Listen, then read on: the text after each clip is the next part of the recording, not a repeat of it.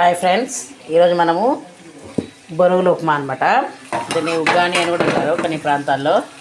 చూడండి, కొన్ని ప్రాంతాల్లో సుశీల అంటారు, కొన్ని ప్రాంతాల్లో ఉగ్గాని అంటారు. మనం ఫస్ట్ తిరమాత వేసుకోవాలండి. మామూలుగా తిరమాత వేసుకున్న తర్వాత ఇదిగోండి ఉల్లిపాయలు వేసుకోవాలి. ఉల్లిపాయలు వేసుకున్న తర్వాత కొన్ని టమాటాలు కూడా వేసుకోవాలి.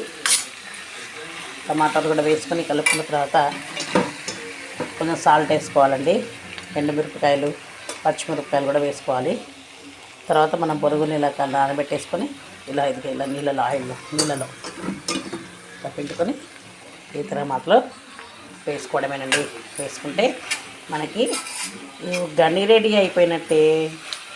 అయితే మనకి ఈ రాయలసీమ ప్రాంతాల్లో ఈ ఉగ్గాని ప్లస్ మిర్చి బజ్జీ చేస్తారండి, కాంబినేషన్. అట్లా రెండు బాగుంటాయి అన్నమాట. ఉగ్గాని ప్లస్ మిర్చి బజ్జీ కాంబినేషన్ అనమాట. అయితే నేను మటుకు ప్రస్తుతానికి ఈ ఉగ్గాని ఒకటే చేస్తున్నాండి. తర్వాత నేను ఈసారి మిర్చి బజ్జీ చేసినప్పుడు రెండు కాంబినేషన్స్ చెప్తాను. నా ఛానల్ చూస్తున్న వాళ్ళు సబ్స్క్రైబ్ చేసుకోండి ఫ్రెండ్స్.